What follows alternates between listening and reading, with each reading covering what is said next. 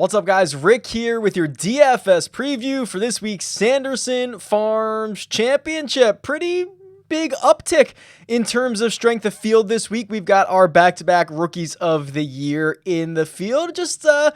ShotLink is back, so it should be a lot more fun this week. Looking back to last week real quick, I did pull the names for a free month subscription to RickRunGood.com. Those winners are Solomon 22022 and Beery Section C2B. I have already reached out to both of you to get you set up for a month of RickRunGood.com, which, by the way, if you sign up for a month right now, will get you access through Sanderson, Shriners, CJ Cup, Zozo Championship. So you will get a Tiger event in there as well. So good time to sign up. If you'd like to enter a draw for a month subscription to RickRunGood.com, there are two ways to do so.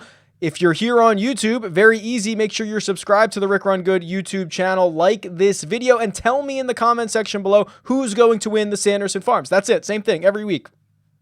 Get you guys trained up. Very easy to do. The other way, leave a 5-star rating and review on the podcast version of this show. It's called 300 Yards to Unknown. You can find it in the description.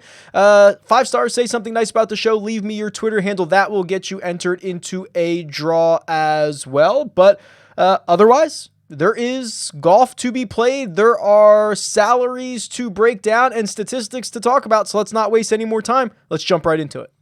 Since the live streams have been so successful, we're going to run it back again. So we're going Wednesday, 3 p.m. Eastern Time, Sanderson Farms live chat. Get all your questions in now. The link is in the description. You can go drop your questions. Come back on Wednesday. Should be a lot of fun. I've been looking forward to it. And yeah, don't miss it. See you there. The Country Club of Jackson, Mississippi, 7,460 yards. It's a par 72, and it's Bermuda grass. That's probably the most common setup that we get on the PGA Tour, right? Par 72, Bermuda grass. You can see all of the comparable courses and of all the par 72s that have Bermuda grass greens. The Country Club of Jackson is actually the longest, 7,460 yards, as I mentioned. Bay Hill is similar, but I think the better comp course is probably going to be the Golf Club of Houston. They've got some similar layouts, both kind of in that, I don't want to call it a similar region. One is in Texas, one is in Mississippi, but like you get the point. I think that's probably a better comp than Bay Hill is, especially because Bay Hill plays a bit more difficult than the Country Club of Jackson does. I think this course was 26th out of 49 in terms of difficulty last year. So basically your tour average, everything about it, very average, very standard. We've heard guys like Brandt Snedeker in the past say that this can turn into a putting contest. Mentioned that last week at a resort course, kind of similar vibes here at the CC of Jackson. You can see the Bermuda grass specialist. This is on, of course, RickRunGood.com, as all of the tools that you're going to see in this video are. And Kramer Hickok, he does not have as many rounds as others, but he's got enough rounds. He's very cheap. He's $6,300. He's about a half a stroke better on Bermuda than other surfaces, but keep in mind, he is still a slightly negative putter on Bermuda grass. So the guys that stand out as now becoming positive putters on Bermuda are Charles Schwartzel and Michael Gligic. Gligic missed the cut last week. It was his first missed cut in, I believe that would have been his 6th start, because he had 5 in a row prior to last week in Punta Cana. So we'll see if he can bounce back this week. And then your anti-specialists, a couple of names that did pop up. Oh my gosh, this squirrel is walking right in front. Oh my gosh, I've never seen a squirrel climb on the fence like that. Tyler Mccumber, who posted the clubhouse lead in Corrales last week. He's one of the biggest anti-specialists, meaning that he struggles more on Bermuda than other surfaces. It's only 49 total rounds that we have measured for him. And of course, the rounds Last week, they were on Paspalum. They weren't measured at all. There were no strokes gained numbers for last week. Not sure if you guys figured that out. I tried to tweet it out a little bit. So when you get to the strokes gained database and you don't see Corrales Punta Cana in there, no need to email me. There's a couple events every year that the PGA Tour does not send over the shot link data. They don't provide the lasers. So there was no strokes gained numbers from last week. Now, if I run the correlation model to see what the most important stats historically at the Country Club of Jackson are, you're not going to find a lot of really important stats, or at least in the common stats, right? And I think this kind of illustrates this is a very average course. Everything about it. It's a par 72. It's Bermuda grass. It plays almost dead middle in terms of difficulty on the PGA Tour. Not a lot of standout stats. Strokes gained putting is quote unquote the most important stat, but there are 32 courses on the PGA Tour that actually rank strokes gained putting more important than the Country Club of Jackson. But that does line up with what some of the press conferences and news clips or just quotes that we've gotten from players indicate that this can be a putting contest. And that's basically it. You know, Snedeker had that. I saw it circulating this morning on Twitter. You know, he had that quote. He said this turns into a putting contest. And then strokes gained around the green is second, but it ranks 40th on the PGA Tour, meaning 39 other courses find strokes gained around the green to be more important. So this really is a very average course. I think what we're going to do is we're going to rely on a bit of course history. We're going to rely on recent form, and we're going to focus more on constructing our lineups and how different areas of ownership might come together as opposed to just relying on the stats for this week. But while we're here, while I'm on the key stats page, I will just sort this by strokes gained putting for this field so that you can see who the best putters in this field are. And there are a lot of value plays here. Denny McCarthy, of course, is going to show up here. Andrew Putnam, he's 6,500. Unfortunately, he's really bad in almost every other aspect.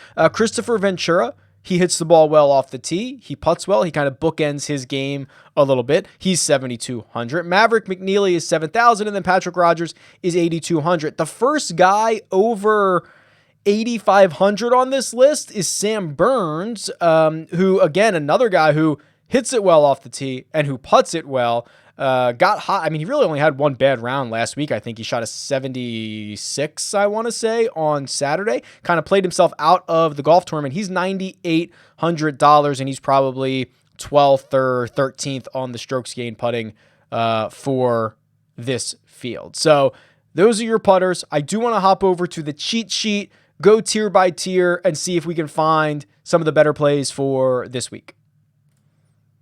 The top of the player pool features 5 golfers over $10,000, led by Scottie Scheffler, who is back. Scottie Scheffler, this is going to be his first start since testing positive for COVID-19. He withdrew from the U.S. Open. I think he will be incredibly popular, and he should be. I mean, let's be very clear here. He's been on an unbelievable run, a run that solidified him to be the PGA Tour Rookie of the Year last season. He finished 4th at the PGA Championship, 4th at the Northern Trust. He actually finished 5th, quote unquote, at the Tour Championship. But if you remove the starting strokes, he actually finished 2nd to Scottie Scheffler. So he was playing so well leading up to the U.S. Open, test positive, WDs. Now that he's back, this is the shortest he's ever been in terms of betting odds. He's 11 or 12 to 1. The previous shortest odds I could find in my database on Scottie Scheffler was 25 to 1 to win this event last year. So you are talking about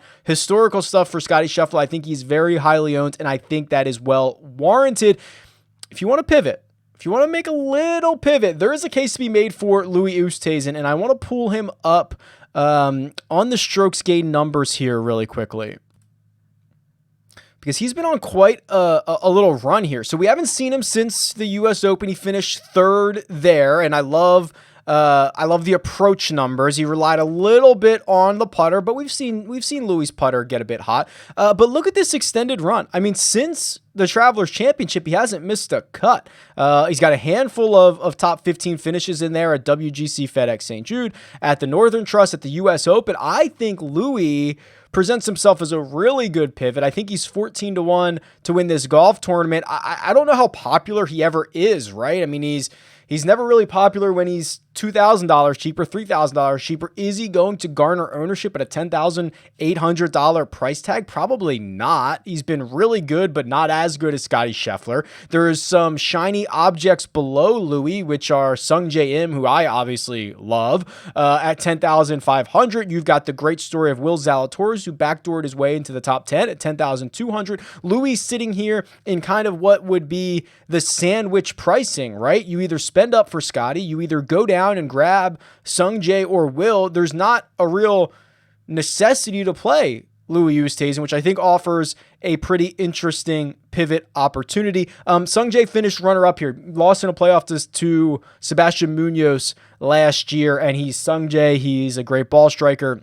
Things starting to turn around for him after that really rough start to the restart, if that makes sense. First handful of tournaments after the tour came back, he was absolutely brutal, starting to iron things out a little bit more, and we're seeing signs of old Sung Jae again, and he's told us that. He's told us that, he found something at Wyndham, I believe. He's hitting a heavier ball. His irons are coming around.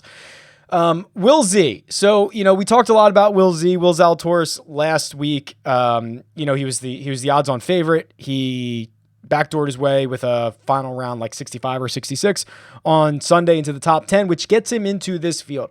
I think he's still going to carry a lot of steam because all those guys did get paid off. If you played Will in at Corrales last week, you did get paid off for that with another top 10. So I think his ownership continues to remain relatively stable. I think there's better pivots, right? I mean, I'd almost just want to bet Will outright. I think he makes for not as interesting of a fantasy play. He was actually a fade of mine last week because I thought the ownership was going to be astronomical. I just think game theory does not dictate you playing Will Zalatoris in much of a successful manner.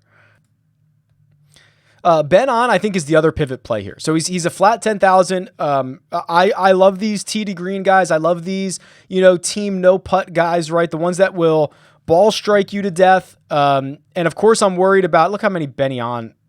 I got to clean this up. I got 3 different spellings of Benny On in here. I'll have to clean that up a little bit, but here's the right one. And you can see it's always the same story for him. It's ball strike your way there and hope that your putter doesn't absolutely kill you. And he gets hot, by his own standards. You see he lost the stroke putting at the BMW Championship. That was good to finish 12th. Imagine if he gains a stroke. You know what I mean? PGA Championship actually gained 4 strokes putting, finished 22nd, 12th at the WGC FedEx St. Jude. So he does pop up about half the time. He kind of alternates these missed cuts with top 25s, and he finished 3rd here. I want to say it was last year. So Country Club of Jackson probably going to be a pretty good fit for Benny On. Yeah, it was last year. And then I do want to make the case for this. So I don't generally make the case for a lot of defending champions, right? Like, it's hard to go back to back. We know with the media obligations, all that good stuff. But let me see if I can pull up something here for Sebastian Munoz. All right. I want to go back to his lead-in form before he won this tournament last year. So here's the win, okay? And then leading into this, he had made 7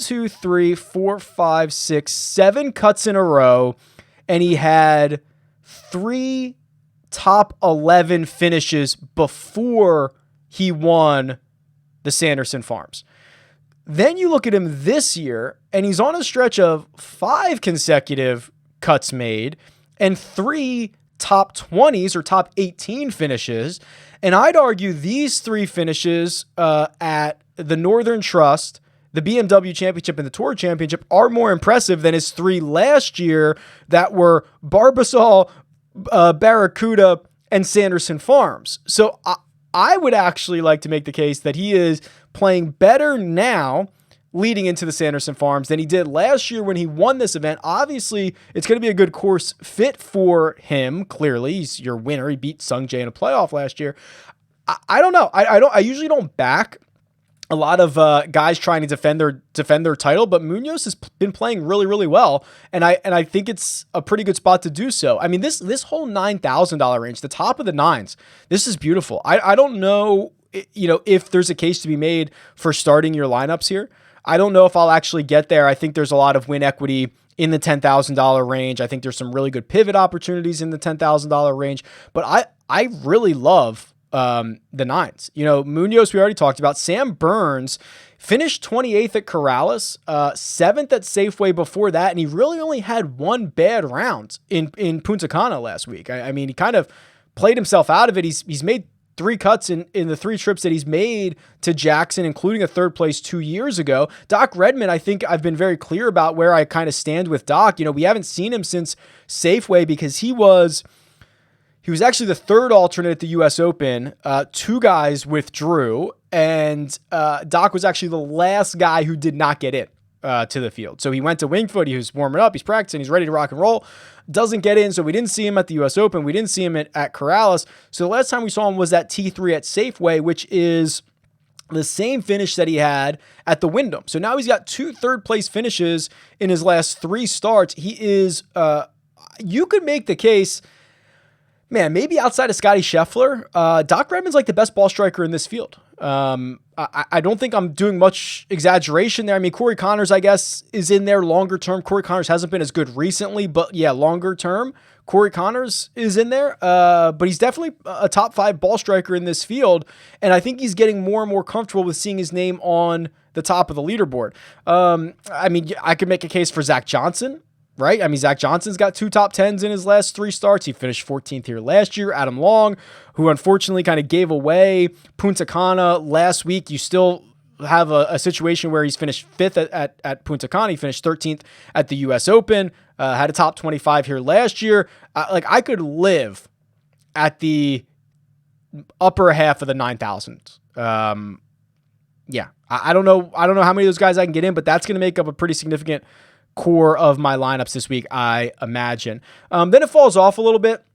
Not as excited to roster some of these guys in the bottom of the $9,000 range. I mentioned Corey Connors. I think that he has just been, he hasn't been good. I mean, he's missed 4 of his last 6 cuts. He doesn't have a top 10, I think, or top 15 since, I want to say Sony, which was in January. I mean, it's been 8 months, 8.5 months, 9 months.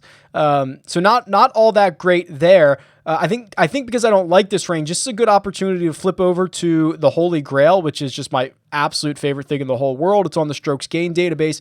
I've loaded in the Sanderson Farms field, so now we can kind of look at how these guys have been playing. And I think I'm just going to continue to roll with, I want to see how these guys have played since the restart, right? I mean, I think it's a really tangible, 3-month stretch of golf, maybe 4 months, almost 4 months, and we can see who's playing well.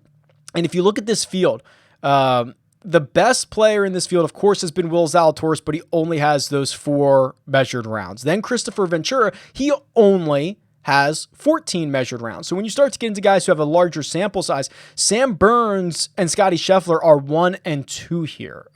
They've both gained over 1.1 strokes per round since the restart. Cameron Davis is right behind those guys. He's only 8,100. Zach Johnson, so again, playing well, has played well here in the past. He's 96. You can see where my love is, right? Of these top guys, Sam Burns is is 3rd. Zach Johnson is 6th. Redman is 8th.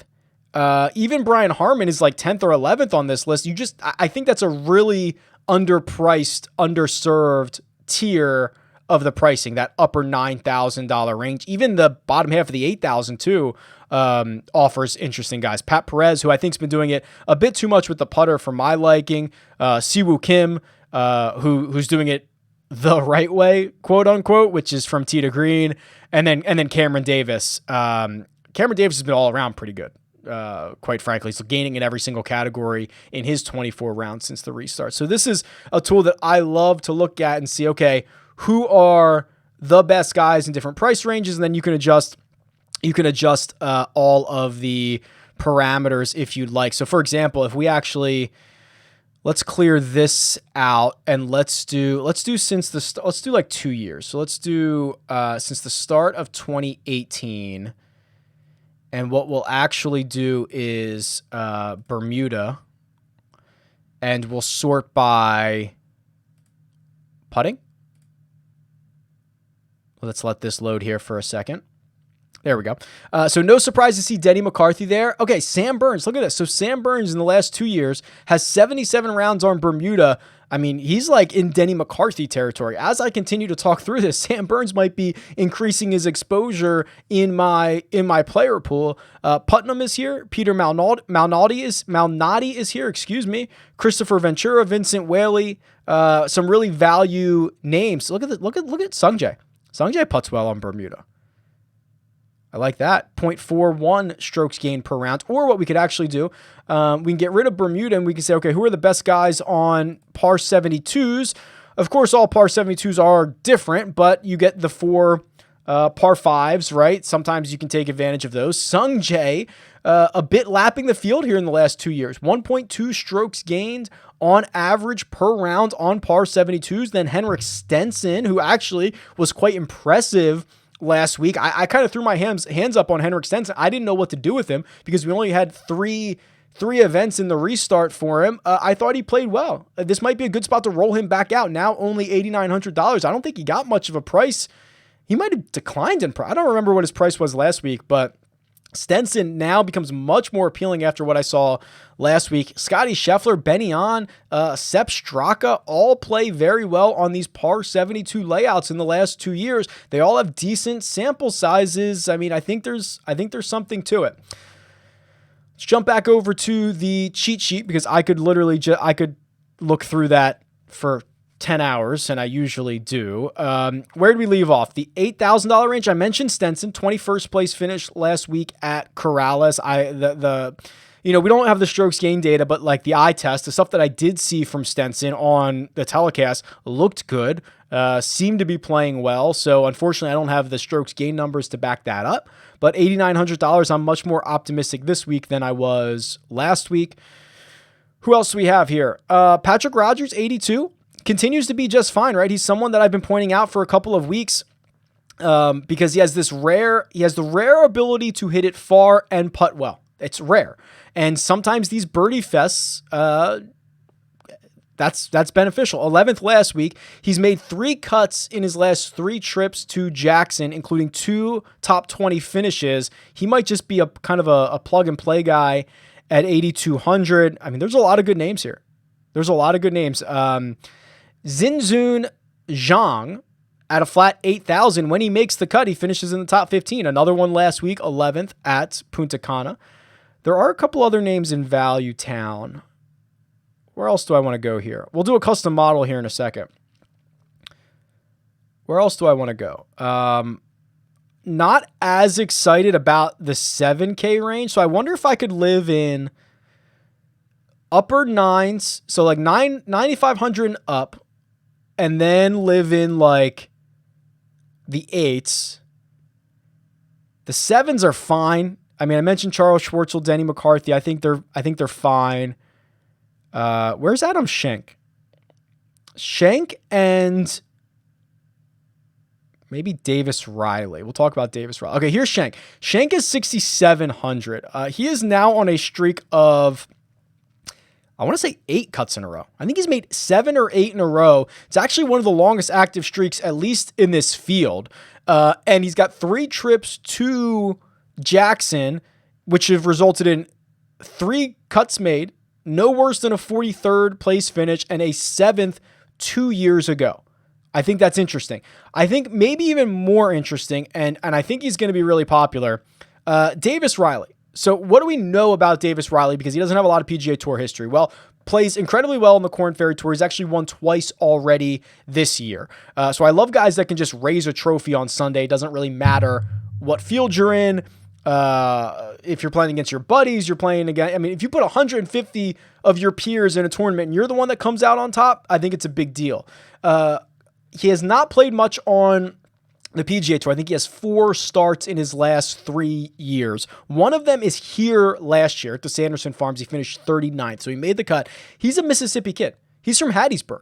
He should be very comfortable at the Country Club of Jackson. That's like home sweet home for him. And I think that even more, so I've been saying this for a while, that I think the line between the Korn Ferry Tour and the PGA Tour is, it's blurry. And it's the most blurry it's ever been, because the guys who are like 100th, 120th on the PGA Tour, they might be worse than the guys who are like the top of the Korn Ferry Tour. They might be. I mean, the game's that strong. It's that deep.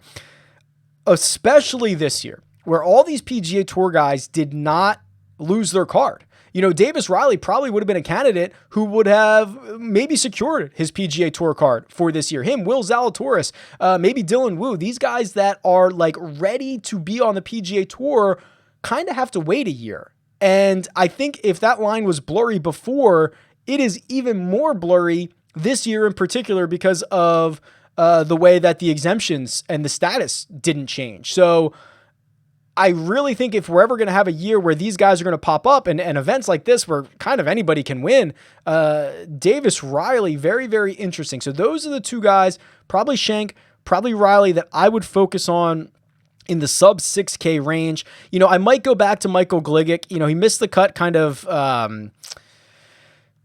jaded everybody last week after 5 cuts made in a row. Might go back to him, although I'm not sure you have to. You know what I mean? Not sure you have to if you have those 2 really solid options at 6,700. And the bottom of the board, as always, gets pretty weak. But let me see if I can run a custom model real quick. And it might be a little weird because we don't have any standout key stats for the Country Club of Jackson. All right, let's throw the custom model in here. And as usual, this text is going to update. It says it's Corrales Punta Cana. It's not. I've got all the salaries loaded in here. It's just a little bit behind. That'll update itself here in a second. Here's what I want to do. So I kind of have to go back to the basics a little bit. So I'm going to do 30 on strokes gained tee to green, but I am going to give a nod to the guys that say, hey, this might turn into a putting contest. Let's put 18 on strokes gained putting. Also the par 5s, you know, the extra par 5s this week is par 72. Let's go with 25 on par 5s, which leaves me with 27 weights remaining. And man, I don't want to double count too many of the strokes gain numbers. What I want to do is this. Let's do distance. Let's do 18 on distance, which should leave us with 9 to put on accuracy. Distance not necessarily required, but always helpful. Let's see what this spits out for us here. So let's run this, sort by score, lower is better. Okay, so I think last week there were some really wonky guys that were coming through. Now, this is more my style. Scottie Scheffler, my number 1 player in the rankings. Sungjae Im, my number 2 player in the rankings. Yeah, sure, I could get behind all that. Cam Davis, interestingly enough, number 3. What I find interesting about him is he's only $8,100. You know, he was catching a lot of steam after Wyndham. I think he was kind of a popular option at Safeway, if I remember correctly. As I was scrolling through, who's played well since the restart in this field, his name popped up there. Also, I think he had gained in all 4 of the major strokes gain categories, which usually gives him a pretty good floor. So Cameron Davis kind of checking off all the boxes no matter where I go here. He seems to pop up. Sebastian Munoz, the defending champion, 4th on my list. Then Johnny Vegas, Brian Harmon, Corey Connors, Luke List. Those guys kind of break the model a little bit. Corey Connors, Luke List. And then Sam Burns. Sam Burns at 9,800 pops up. Will Gordon, oh man, he's got jaded owners in his wake. Are we going back to Will Gordon? Maybe. And then Adam Schenk to kind of round out my top 10 or so. I mean, these are kind of guys that the gut would have thought about. Nice to see the model back it up a little bit, but yeah, I could probably be using these guys in portions of my core lineup. Oh, and before we go, while I'm here, I always forget to do this. I use it in my own research, but I always forget to show it on the video. the cheat sheet has this trends tool, which I love. And I love looking at the breakout candidates, right? These are the guys that are hitting it really well from tee to green, but still putting below their own baseline. And some of the names that stand out, Ted Potter Jr., believe it or not sure I'll get there. Kyle Stanley, Scottie Scheffler's on the good side of this, Denny McCarthy, Keith Mitchell, JB Holmes. These are guys that are all on the right side of it. Hank Lebiota, he was a guy who really stood out in the breakout candidates last week. I don't know what he ended up finishing, but he had a really good Sunday. I think he posted a top 25, which he was super cheap. That would have been very handy to have. Rafa Cabrera-Bello is still in here as well. He played well last week as well. So this is a pretty interesting thing to look at. And then the guys to stay away from, these are guys that are not only hitting it poorly, but they're also putting above their baseline. So you'd expect them to come back down to earth. Grayson Murray, Bryce Garnett, CT Pan, Jimmy Walker, Rory Sabatini. I actually have Rafa Cabrera-Bello in here twice. That is because one has a hyphen and one does not. So disregard those two. I will fix that and get them lumped into one player. Who else do we have here to avoid? Richie Warinsky, Bo Van Pelt. Not sure you are really interested in these guys anyway, but probably guys that I might be staying away from. And then if you do scroll up, you can sort by any one of the strokes gain numbers, but you can see this who's hot or who's not list. Stuart Sink, no surprise to see him on the who's hot side. He won, right, a couple weeks ago. JJ Spawn, DJ Trahan, David Hearn, Camilo Villegas, all on the hot side, playing well above their own baseline. And then the not side, Sung Kang, Robert Streb, Brian Gay, Luke Donald. Even with Nate Lashley's, well, I guess he doesn't get credit for the play last week with Lashley because there were no strokes gained numbers, but so that would have helped him, but still playing below his baseline. So interesting stuff. I think that'll do it. This has been your DFS preview for this week's Sanderson Farms Championship. Much better field. Much more excited about this now that we're going to be able to easily follow the tournament with the strokes gained, the shot link data. So very much looking forward to that. But yeah, best of luck this week, and I'll talk to you guys soon. Later.